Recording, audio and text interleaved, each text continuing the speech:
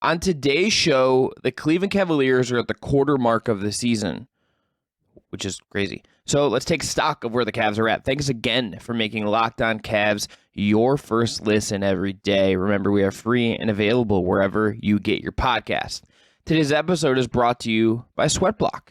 If you or someone you love is experiencing embarrassing sweater odor, try Sweatblock. Save 20% with the promo code LOCKEDON at sweatblock.com. It's also available on Amazon if you're so inclined. You are Locked On Cavs, your daily Cleveland Cavaliers podcast.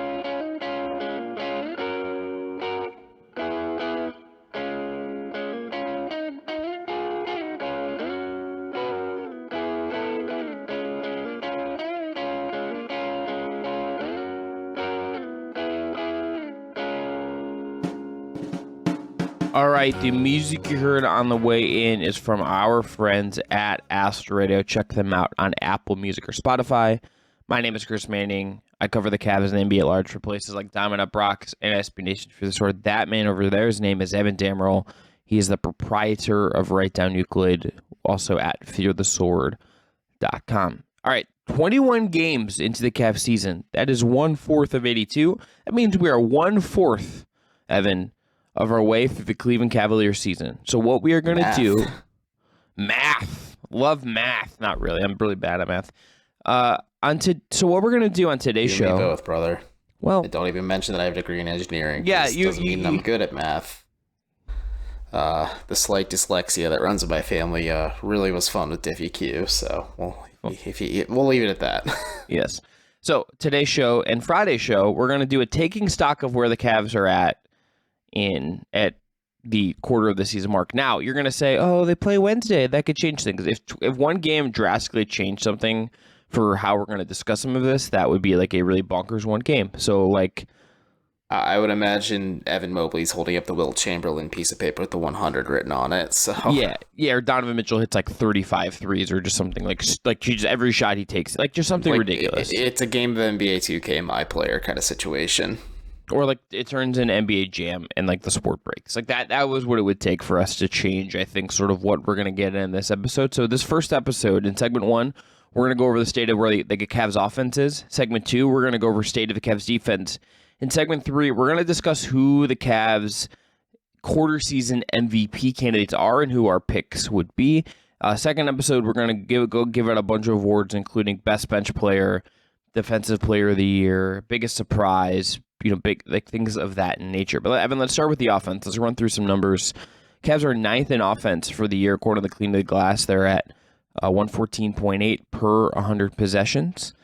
If you go to that's 2 points above league average. If you go to dunks and threes metric, which is adjusted for the strength of opposing defenses they face, the Cavs are 6th in offensive rating.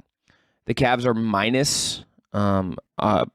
It's weird that the Cavs are minus in the possessions with Mitchell and or Garland on the floor. That feels like an early season quirk, but it's just like they're just some weirdness in those numbers, I think, to me. But Evan, when I tell you when I ask you what you think of the Cavs offense as it is now, how are you feeling about it? What do you make of it as we understand it currently?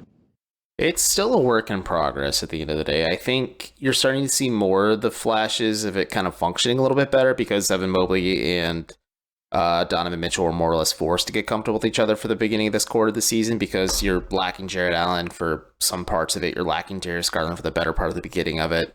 And it's still a work in progress. Like I said, I think the sudden uptick in three-pointers doesn't really surprise me considering who Donovan Mitchell is and how he's wired as a player. And then if you include him, Darius Garland, Jetty Osman when he's feeling it, Kevin Love when he's healthy and feeling it, sometimes Evan Mobley as of late. Like the Cavs becoming more of a three-point team is not surprising. I'm wondering when they're going to find that little bit of a healthy balance because they have the potential at least to be one of the more balanced teams offensively just because they can hit threes. They can hit shots within the interior. JB Bickerstaff likes to thumb his nose at analytics a little bit and encourages his players also to take pull-up mid-rangers and things like that too. So I think it's a work in progress in terms of scoring. I think the playmaking aspect is still kind of getting there too. I think you're seeing Evan Mobley be empowered more and more with it, but you have your two offensive motors in Darius Garland, Donovan Mitchell at the end of the day, and clearly those two are pretty freaking good at what they do in terms of just playmaking for this offense as well. So I think it's a little ahead of schedule just because the fit with Mitchell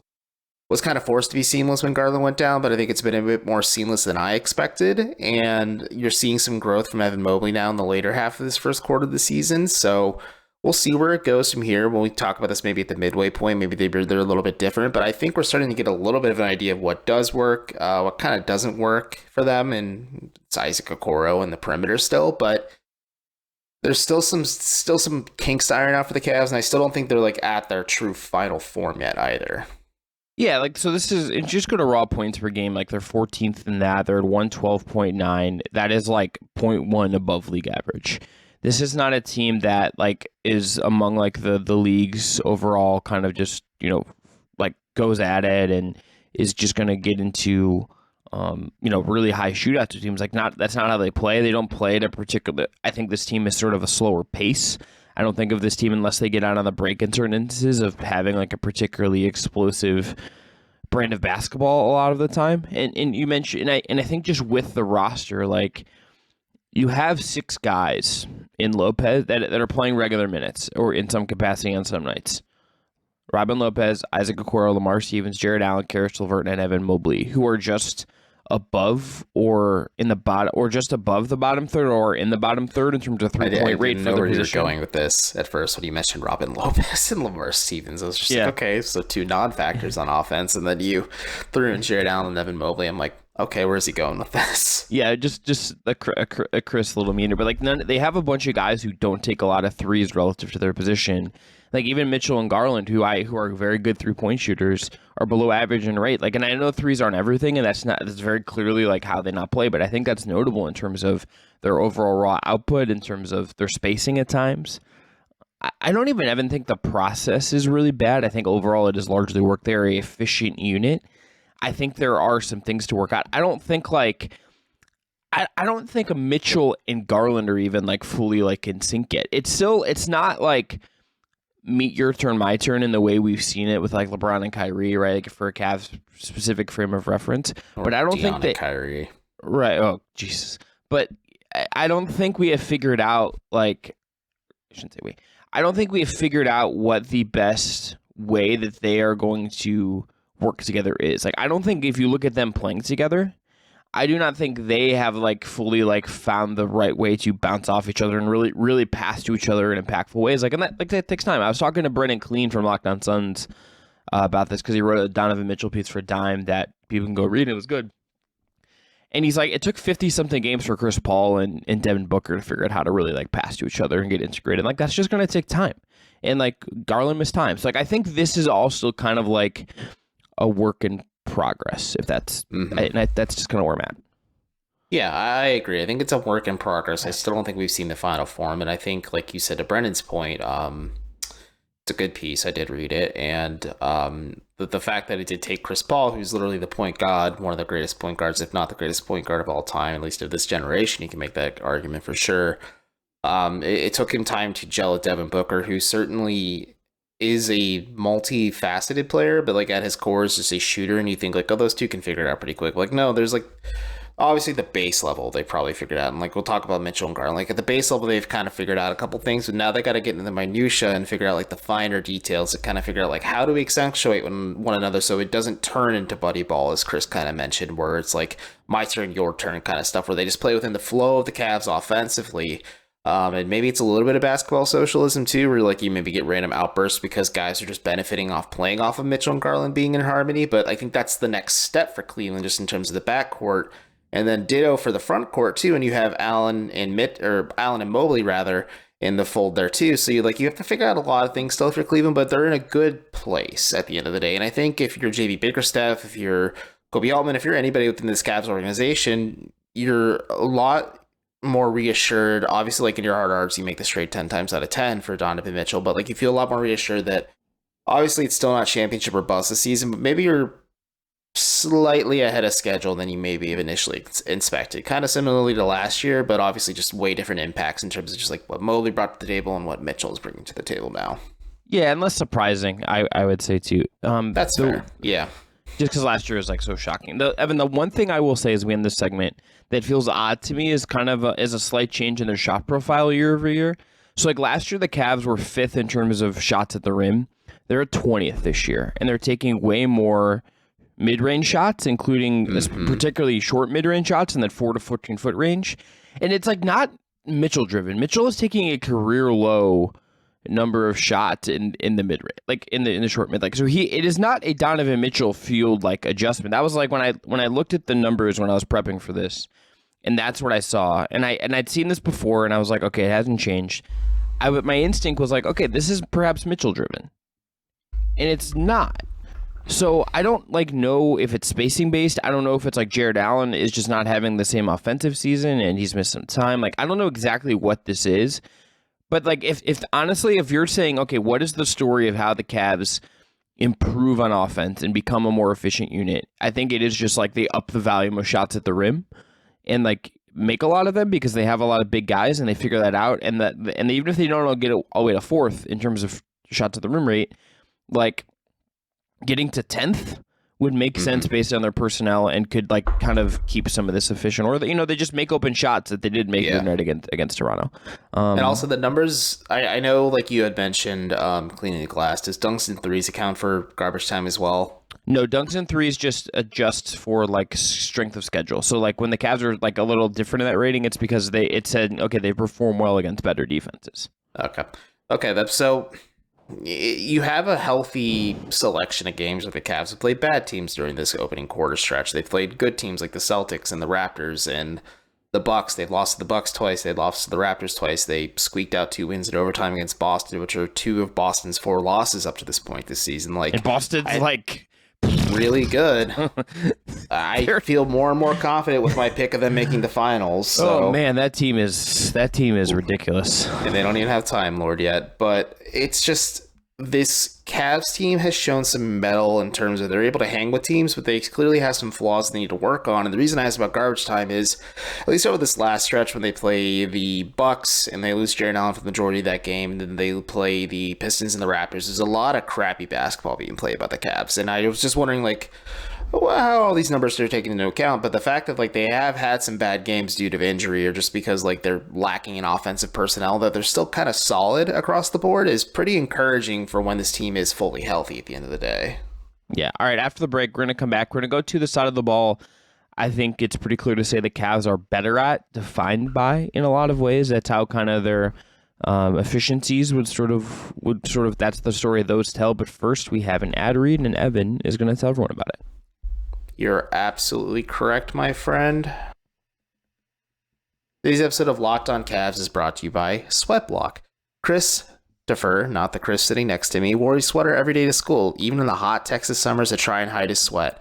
No one likes to have their sweat seep through. It's embarrassing, uncomfortable, and it keeps you from looking and feeling your best.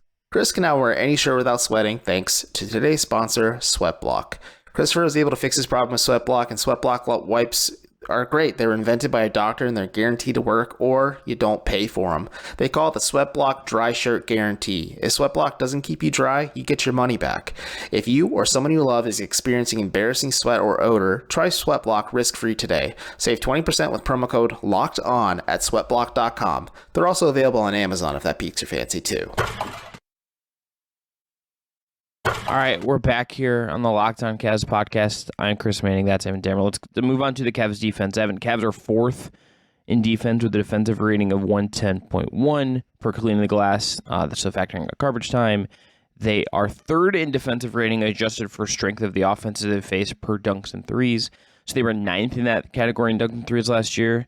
Their defense, I think, largely overall, Evan, in terms of its efficiency, even if it is not exactly the same because of personnel change and things, has held. I think it's just good. It's a high-end defense that, with I think particularly because of Allen and because of Mobley, you have that. And yeah, there have been some kind of weird performances at times. I think they're still figuring out some things, but this feels like a very good defensive team to me once again.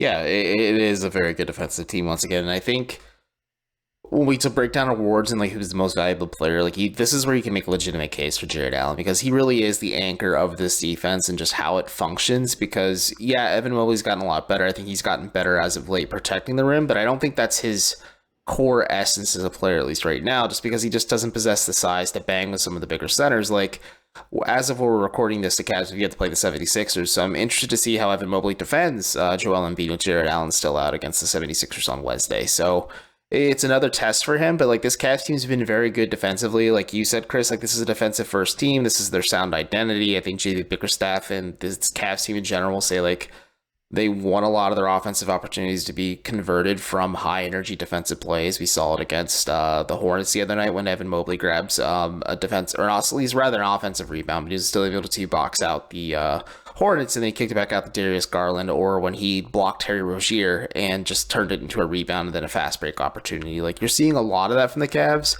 and it really is those two pillars and those two twin towers that they've developed and are still kind of growing in real time as we watch them play that really makes them like a legitimate threat once they again start to click and start to gel, because at least I had some really quiet concerns about the defensive dip with adding Donovan Mitchell, but again, it has been a little bit of overblown concerns, and it's been a cleaner fit than I would have thought it could have been. He's been like, I'm not going to sit here and like give you like propaganda that he's been like an all defensive player or anything of that nature, no. but he's been like an impactful, effortful defender, and like it still waxes and wanes sometimes, but like he has turned it on in the moments you need him to, and like sustained it more than I would have expected based on where he came from last year. Like it is just a much more solid, like he will still be someone that like if the Cavs play Boston in the playoffs or like pick a team that has like a bigger wing, Toronto. they're gonna go like if like OG is really cooking, or if they do some weird stuff with Siakam, like he will get put in the blender that way, and like he will be the one you attack him. It'll be him and Garland. They're gonna have to navigate that, and that's just it. But like you would trust Mitchell like more to like at least put up a fight based on what we've seen, like the part of this equation that is desire and like just like a willingness to like go into the muck a little bit has been there. Evan, if there's one area, and this kind of fits an interesting way with their stuff on offense, maybe this is just like a Jared Allen thing. I think I could see them even improving it in terms of rim protection. So they allow an average-ish number of shots at the rim, but the teams are basically shooting average against the Cavs at the rim. Last year, the Cavs had the best rim defense in the league, and it's a 6% change in like what teams are shooting at the rim versus Cleveland year over year. I wonder if you can just get healthy, like if Jared Allen can just avoid picking up little knocks here and there that keep him out, this ankle, this hip.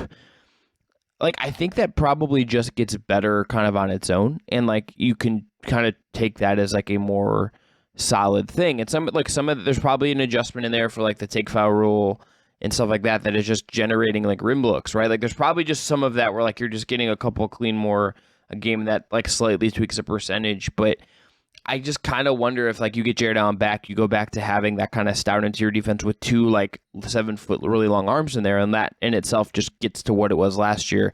And like the defense maybe gets even a little better as a result, because it's like still very good. But like, could it get better if it just kind of denies some more stuff at the rim, and does that kind of vacillate with some of the other things as well? Because like teams right now are shooting 24th. They're defending. They're giving up like a pretty decent percentage from three right now, 37.6%. Teams are shooting 46.2% from the corner against the Cavs, according to Clean of the Glass. If those like even just like kind of like normalize in some way, like there's just like little things that make me think they're probably going to be better, even if 3-pointer stuff can be a little bit luck based. Yeah, it is interesting to think about, because the Cavs' defensive MO is funneling opposition towards the rim and having to deal with Jared Allen and Evan Mobley. And I think the lack of Jared Allen at times during this first quarter of the season maybe has skewed a bit of these metrics, because you watch Evan Mobley sometimes get worked on by some big men, and I think that's just the nature and reality of the situation here. But I think, yeah, they can get better if you have a healthy and fully stable Jared Allen. Maybe if they are able to invest a little bit more in a backup big man in the middle of the season, which is doubtful, but maybe they finesse a trade just as a part of a piece when they acquire a wing as well. So see where that goes there. But like if the Cavs are able to figure things out on the defensive side of the ball, and again, they're ahead of schedule in my opinion. I think the Donovan Mitchell fit has made it a little bit better. And like you said, he's not like perfect defensively, but Mitchell's been like competent enough at the end of the day that I think there is still room for improvement and room for growth. And like this Cavs team does truly have the potential to be one of the more, if not the most balanced team in the Eastern Conference this season, or possibly the league, just because they have the potential to be very good at 3-point shooting, scoring in the paint, even getting middies if they need to, and also defending the paint, defending the rim, and also at times defending the perimeter, because you see some freakish stuff from Evan Mobley, you see Jared Allen looking comfortable defending in space. Like Isaac Okoro, for his lumps offensively, is still a very good perimeter defender, and ditto for Lamar Stevens when he does hit the play, and Dean Wade plays well too. Like, the Cavs have an interesting amalgamation of pieces to just kind of become a balanced team. It's just now kind of growing up and learning how to win big games like that, or close games, or even bad games against bad teams, and also maybe just not deal with bad spells of health at times either. Yeah, and like, look, if they get into a spot with like their wings, and it's like, look, they're at least gonna fight, and like then Allen and Mobley cleaned it up, and that's sort of your recipe, right? Like that is sort of what you're doing, as you allude to, and it's just like, I think this defense is good. They're fine. This is the side of the ball, even if I had to pick, that I definitely have more confidence in right now, but I also don't really I don't have like big picture concerns about the offense. I have some about like how good it will be when it gets to playoffs just based on the personnel, but like for now it is okay. Yeah, in terms of just where this Cavs team is on either end of the floor, I think I have more questions than answers about how they function offensively, because I haven't seen them fully healthy, or just like all four of their guys, and there's still a huge question mark at the wing spot because Karis LeVert's completely cratered after, the strong start to the season, and then you're like kind of patchworking together with Dean Wade, who looks a little bit lost, or like Lamar Stevens when he's healthy too. Like Isaac Okoro started the 3 the other night against the Raptors with Wade sliding to the 4. Like there's a lot of just uncertainty at that 3 spot that you need a guy still who's low usage as a wing who can give you that two-way impact, but more than anything provides more three-point shooting, just because you kind of need a little bit more of that if you have 2 big 7-footers playing together. Yes. All right. One more break. We're going to come back. We're going to give out our MVP, and we're going to lead it off by just listing out who we think is actually in contention for that award. But first, let's tell everyone about our friends at BetOnline. Today's episode is brought to you by BetOnline. BetOnline.net is your number one source for all your sports betting info, stats, news, and analysis. Get the latest odds and trends for every professional and amateur league out there, from football to basketball to soccer and esports. They've got it all at BetOnline.net. And if you love sports podcasts, you can find those at BetOnline as well. They're always the fastest and easiest way to get your betting fix. So head to the website today or use your mobile device to learn more. For instance, they will have a lineup for Cavs 76ers on BetOnline, as well as game props. The Cavs are also minus 1,800 to make the playoffs. Kevin Love is plus 2,500 to win Sixth Man of the Year. And JB Bickerstaff, by the way, is plus 1,000 to win Coach of the Year. There's Evan Mobley, Defensive Player of the Year odds, and some other fun things over there as well, if that's what you're interested in. Remember, that's BetOnline. That's where the game starts. They literally do have everything. World Cup stuff, NBA, crazy NBA prop bets, NFL games, UFC stuff. They have it all. BetOnline, where the game starts. Okay, last segment, Locked On Cavs podcast. I'm Chris Manning. That's Evan Dammarell. Evan, I'm gonna let you take this first. If you were to make like a 3, let's cap this at 3 players. If you were to say who reasonable candidates for Cavs MVP are through the season, who is your short list? Narrowing it down from the 14 guys on the roster to an actual top 3. I'll make a case for my number 1, but in no particular order: Jared Allen, Donovan Mitchell, then Darius Garland. That's just kind of who my top 3 are, with honorable mentions obviously to Evan Mobley. But that's just where I'm at in terms of just like my MVP race. I think that we'll get into this on the Defensive Player of the Year side as well, but just because like availability does matter, and Mobley has been I think very effective, I do think there is probably a case for him as 3 in this, because Allen just has missed time, and I think as there's a rim protection thing with him that is very important, but he's played 17 games, Mobley's played 21. Mobley's played every single game Allen hasn't, and it's only 4 games, but that, if we're splitting hairs here, that's the case. And I think as an offensive player, Mobley's probably been a little better than Allen. They show at least a little bit more dynamic. Allen's, I think, not quite having the same year he did last year. He's been good, just not quite the same. I think the top 2 are very clear. I also kind of think that the top 1 is very clear. Ooh. I think it's Donovan Mitchell, and I don't really think it's. I think it's there's a debate to be had, but I think the answer is Donovan Mitchell. I mean, yeah, I agree that it's Donovan Mitchell. I think it's Jared Allen at the end of the day. I think Jared Allen is Yeah, availability is a factor. I think Mitchell being so available, other than the, I believe, was it an ankle injury though he was dealing with at Yeah, times that kept him out. But he's missed 2 games, but regardless, yeah. he's been great for the Cavs. Don't get me wrong. Like, Donovan Mitchell's been an absolute killer for Cleveland this season, but I just think Jared Allen is so integral to what they do on both ends of the floor, especially on the defensive side of the ball, that you can make a real argument for him. But like, you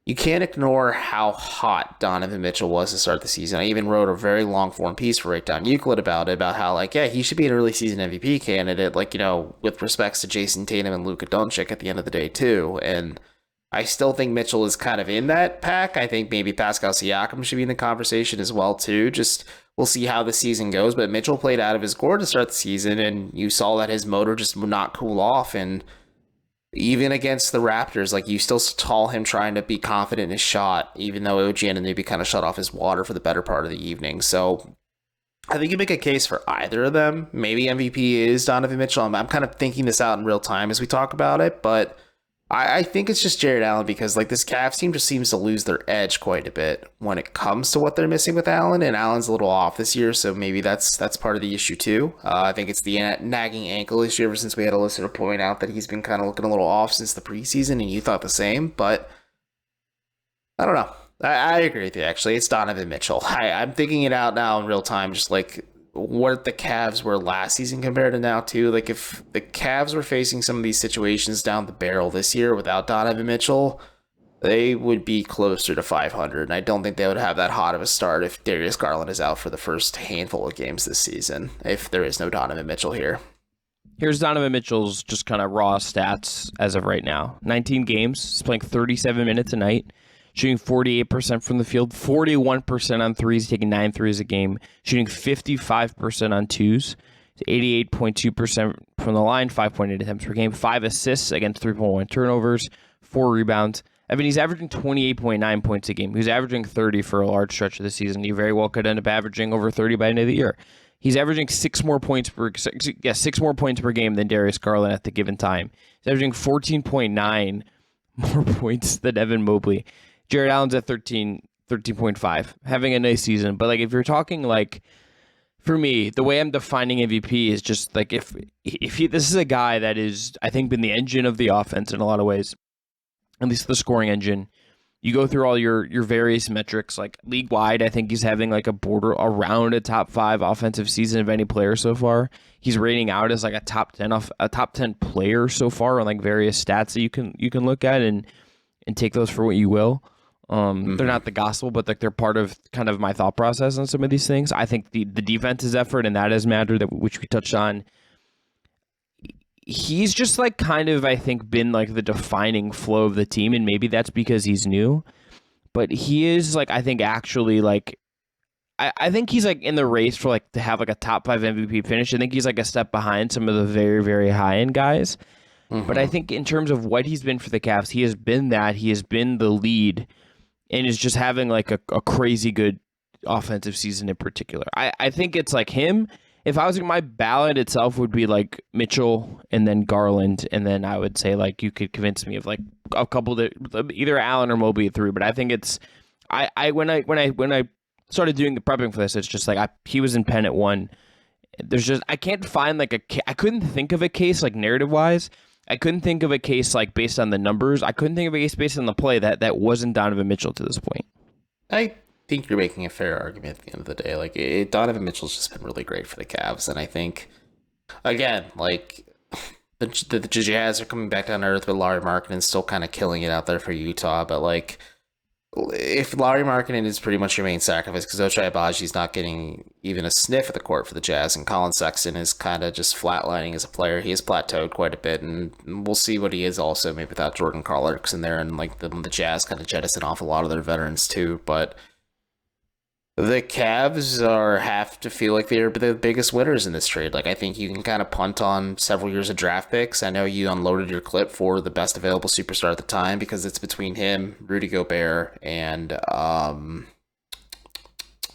who's the third star that got moved this offseason? Help me out here, Chris. I Is it just those two? Am I It was Gobert. It was Kevin Durant, who was obviously like a trade candidate. Yeah, but didn't get traded. Yeah, so it was mostly Gobert and it was Gobert and Mitchell, and then like Bogdanovich. I mean, it was just a lot of Kings guys, really. Like, I don't think there was any other like DeJounte Murray going to the Hawks. Excuse me. Oh, so that was a guy that was in conversation for Cleveland, but I think you'd rather have the offensive upside of Donovan Mitchell versus the defensive upside. Like, yes, in theory, DeJounte Murray and Darius Garland be hellacious, especially JB Bickerstaff coaching up this defense, but I think the Cavs are more than good on defense right now with what they have in Mobley and Allen as just like their core, and they can build around that. But like offensively, they need a shot in the arm. And it was very clear last season they needed to support Darius Garland, who was arguably their MVP last year, and that's the best way to go about it, is getting like arguably the best shooting guard, if not the best player at his position, in Donovan Mitchell. The Murray fit would have been different, and like I think it would have been really compelling. It would have been a very different kind of fit in terms of what Garland would have been, and like Mitchell is just like if Garland has very much settled into a very nice role that he's very, very good at, where he leads the team in assists with 8.1 per game. Mitchell's at 5, and Garland only turns the ball over he barely turns the ball over more than Mitchell at this point in the season. Like, he's been very good, and he settled into a role that I think fits him very, very well. He gets to like pick his spots a little bit more. He doesn't have to carry the full scoring board. Mitchell's just like, give me the scoring burden, and like is carrying just like a crazy usage for the year. Like he has he has the team's highest usage at 31.4. Garland's at 28.8. No one else. Kevin Love's at 20.7. No one else is above 20. So like these are the guys that like have been really the engines of things. And I think Mitchell has been the biggest engine for a team that is third in the East, that is 13-8, has had like some really, really high moments. To me, it's Mitchell, and it wouldn't surprise me if if the Cavs finish top 3 in the East, I think he'll get some actual MVP votes. I do too. Like, all NBA feels certainly possible with Donovan Mitchell. Like, he'll make the first, second, or third team for sure. But like, I agree. If they finish top 2, top 3, which is certainly a path the Cavs could pursue, just based on how this regular season is shaping up so far, he could be in conversation for the MVP at the end of the year. But we'll see. Obviously, see how it goes. Like I said, Doncic's having an amazing season. His usage rate will never be touched by any player. But like, Jason Tatum's just playing out of his gourd, and who knows? Maybe a player. So Steph Curry's the best center, point guard, power forward, small forward, and shooting guard all at the same time for the Warriors right now. Like, there's a lot of guys that are great. All NBA guards are going to be really fun. We'll have to come back to that at some point. We'll definitely do like let's make the case for Donovan Mitchell kind of thing at some point if this continues. But like, Mitchell hasn't made an All NBA team yet, and like that's maybe this is to me. It's just guard's really loaded, man. It's like how Mike Conley took forever for Mike Conley to make an All-Star team. It's fair. It's very like fair. So like Luke, it's like Luka. You're gonna have like Luka, Steph. Does Tatum get put in as a guard? It's possible. That's happened. Trey. You're gonna have like a lot of guards. Mitchell probably. I kind of feel like he'll get it. Harden's going to be missing a month. That's going to impact him. Regardless, we'll come back to this at some point. It's going to be competitive. He's certainly going to be in the mix. Like really smart with basketball, like Nekias Duncan, or Mark Schindler, who just mainlines basketball 24/7, 365, to debate with us on whether or not Donovan Mitchell has a case over any of the guards that are just in the NBA in general. I also don't want to talk about I feel like if I talk about All NBA and say that again before like March, I might like hurt myself because it's like way too early. It's I'd way rather too you early. not. This is I hosted 2 episodes last week by myself. I don't need to do it again. You're saying, and also I care about you, so this is a bad time to tell you I'm going on an extended sabbatical. Going offshore to handle more of those accounts, eh? That's right. All right, thanks again. Shouldn't let Jake use the company credit card. That's all I can say. Yeah, Jake booked like a one-way ticket to Qatar. Very weird choice. He bought a one-way ticket to Qatar. He bought a Persona 5 vinyl box set and some Steely Dan sweatpants. If you know, you know. Yeah, Jake's just a little bit large. All right, thanks for making the Locked On Cavs your first listen every day. This episode was produced by Jake Stevens, who I don't even know where he is anymore. Come back for part 2 of this discussion on Friday, and then where in the world is Jake Stevens? Hope he has like a strip Waldo shirt so we can find him. On Thursday, we'll have Cavs 76ers recap, which will be Wednesday night Cleveland, 7 p.m. tip. So tune in for that. For your next listen, check out the Locked On Sports Today podcast, the biggest stories of the day, plus instant reactions, big game recaps, and the take of the day. It's available on the Odyssey app, YouTube, and wherever you get your podcasts. I'm Chris. That's Evan. Talk to you tomorrow.